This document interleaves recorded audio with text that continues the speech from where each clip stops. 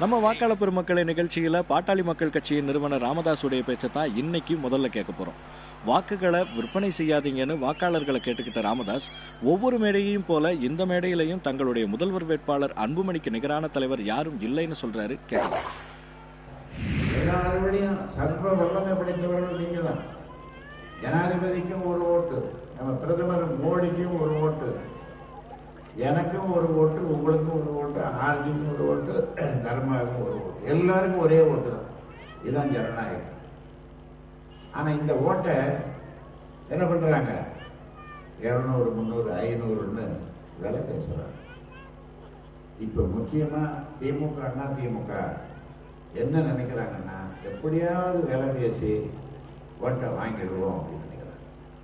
அப்போ எதுவுமே நடக்காது, நல்லது நடக்காது. நீங்க அந்த ஓட்டை காசு வாங்கி நீங்க ஓட்டு போட்டீங்கன்னா, நான் சொன்ன மாதிரி உங்களுக்கு எந்த அதிகாரமும் இருக்காது, எந்த அதிகாரமும் கிடையாது.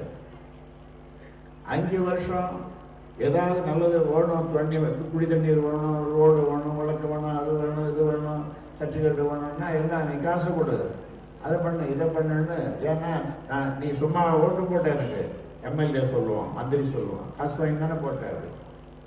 அதனால தாய்மார்களுக்கு சொல்றேன், எவ்வளவு பணம் கொடுத்தாலும் அந்த கொள்ளடிச்ச காசை நீங்க வாங்காது. ஒரு நல்ல அரசு வேணும், உங்களுக்கு அதிகாரம் உள்ள ஒரு அரசு வேணும் அப்படின்னு சொன்னா அன்புமணியை விட்டா இன்னைக்கு தமிழ்நாட்டில் வேற ஆளே கிடையாது. என்ன எல்லாம் கேட்கிறாங்க,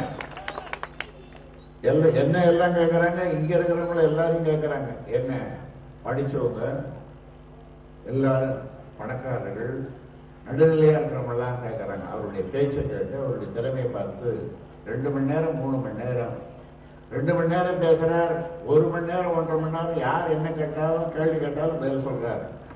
எல்லாரும் சொல்றாங்க, இன்னைக்கு என்ன சொல்றாங்க, இவரை எங்க இது ஒழிச்சு வச்சிருந்தீங்க இவ்வளவு நாளா, இவருடைய திறமை இப்படிதான் தெரியுது அப்படின்னு கேட்கிறாங்க.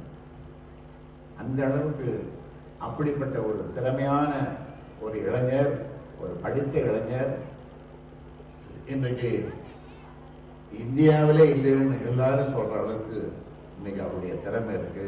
அதனால நீங்க எல்லோரும் மாம்பழம்